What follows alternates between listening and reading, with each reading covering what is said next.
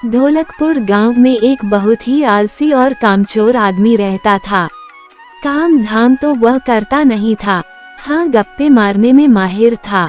इसलिए गांव के सभी लोग उसे शेख चिल्ली कहते थे।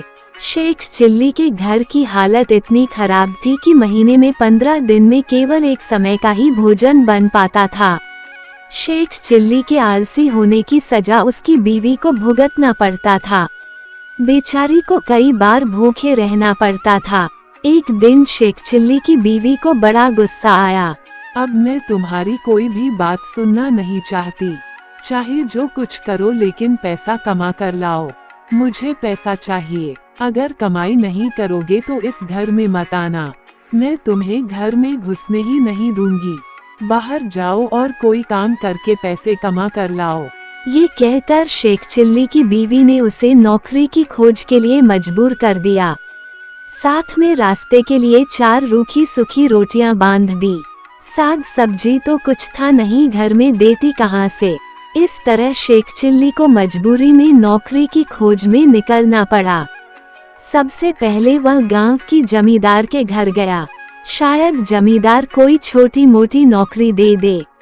अरे शेख चिल्ली, तुम इतने आलसी और कामचोर हो कि तुम्हें मैं तो क्या गांव का कोई भी आदमी तुम्हें नौकरी नहीं देगा। तुम कहीं और चले जाओ नौकरी ढूंढने के लिए। इस तरह शेख चिल्ली नौकरी की तलाश में एक गांव से दूसरे गांव भटकता रहा, पर उसे कहीं नौकरी नहीं मिला। दोपहर का समय हो गया था। शेख चिल्ली को भूख लगी थी तो वह रोटी खाने के लिए जंगल में एक कुएं के पास बैठ गया। शेख चिल्ली के पास 4 रूखी सूखी रोटियां थी। भूख तो इतनी लगी थी कि वह 4 रोटियां खा जाए, लेकिन समस्या ये थी कि अगले दिन वह क्या खाएगा, क्योंकि नौकरी मिले बिना वह घर वापस नहीं जा सकता था। शेख चिल्ली ने कुएं से पूछा, हे कुएं बाबा, अब तुम ही बताओ कि मैं 1 को खाऊं, 2 को खाऊं, 3 को खाऊं या चारों के चारों को खाऊं। कुएं के अंदर 4 परियां रहती थी। शेख चिल्ली की बात सुनकर उन्हें लगा कि जरूर कोई दानव आया है और उन 4 को खाने की बात कर रहा है। इसलिए वे कुएं से बाहर आ गई और शेख चिल्ली से कहने लगी, हे दानवराज, आप तो बहुत बलशाली हैं। कृपा करके हमें छोड़ दीजिए। इसके बदले में हम आपको कुछ उपहार देंगे जो आपके बड़े ही काम आएगा।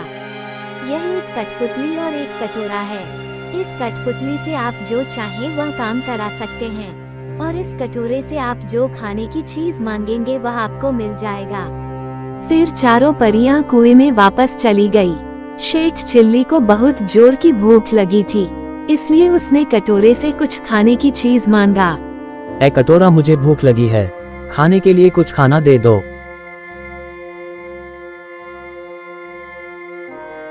शेख चिल्ली ने भरपेट खाना खाया और फिर कटोरा और कठपुतली को लेकर खुशी खुशी चला गया। अब शेख चिल्ली बहुत खुश था कि उसकी पत्नी यह सामान पाकर बहुत खुश होगी। चलते चलते शाम हो जाता है।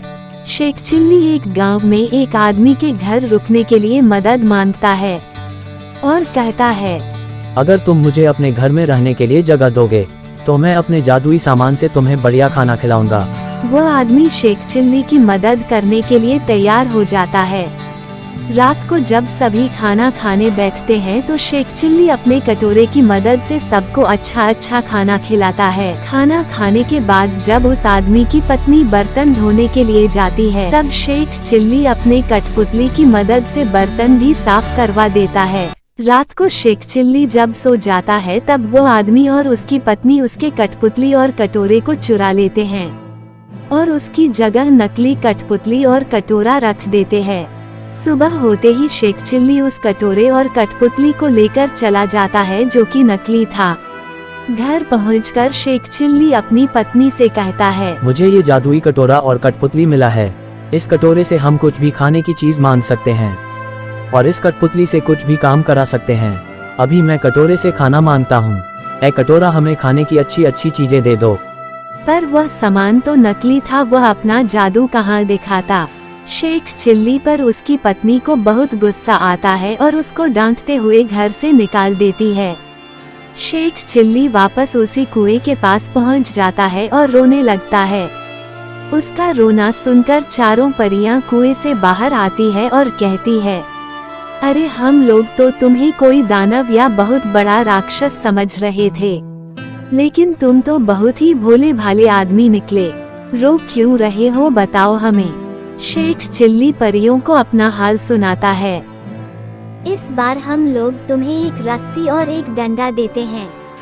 जैसे ही तुम बोलोगे रस्सी जकड़ और डंडे मार, ये रस्सी उन लोगों को बांध लेगी और जो डंडे हैं मारना चालू कर देगा, और तब तक मारता रहेगा जब तक तुम उस डंडे को रुकने का आदेश नहीं दोगे।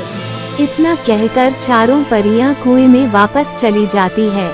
शेख चिल्ली वो रस्सी और डंडे लेकर उसी आदमी के घर पहुंच जाता है जहां पहली रात को ठहरा हुआ था।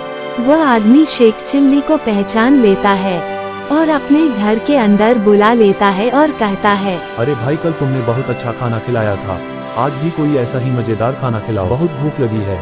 शेख चिल्ली कहता है, रस्सी जकड़ और डंडे मार। शेख चिल्ली के कहते ही रस्सी ने दोनों लोगों को बांध लिया और डंडे ने पिटना चालू कर दिया और पीटता गया। डंडे से मार खाते हुए आदमी ने सामान चोरी करना कबूल कर लिया और कहा कि वह उसका सामान वापस लाकर देता है। फिर उसने शेख चिल्ली को उसका कठपुतली और कटोरा वापस कर दिया। शेख चिल्ली कठपुतली, कटोरा, रस्सी और डंडा लेकर अपने घर चला गया और अपनी पत्नी को उसकी जादुई कारनामा बताने लगा, लेकिन उसकी पत्नी को विश्वास नहीं होता है और वह शेख चिल्ली को भला बुरा कहने लगती है। शेख चिल्ली कहता है, रस्सी जकड़ और डंडे मार। शेख चिल्ली के इतना कहते ही रस्सी ने उसकी पत्नी को बांध लिया और डंडे ने पिटना चालू कर दिया। शेख चिल्ली की पत्नी को विश्वास हो जाता है कि शेख चिल्ली ने जो सामान लाया था वो कोई साधारण सामान नहीं था बल्कि जादुई सामान था। अपनी पत्नी के बहुत कहने पर शेख चिल्ली ने फिर रस्सी और डंडे को रुक जाने का आदेश दिया। शेख चिल्ली ने अब कटोरे से कहा कि बहुत अच्छा खाने का सामान लाओ। फिर वो दोनों खाना खाने लगे। इस प्रकार शेख चिल्ली और उसकी पत्नी आराम से रहने लगे।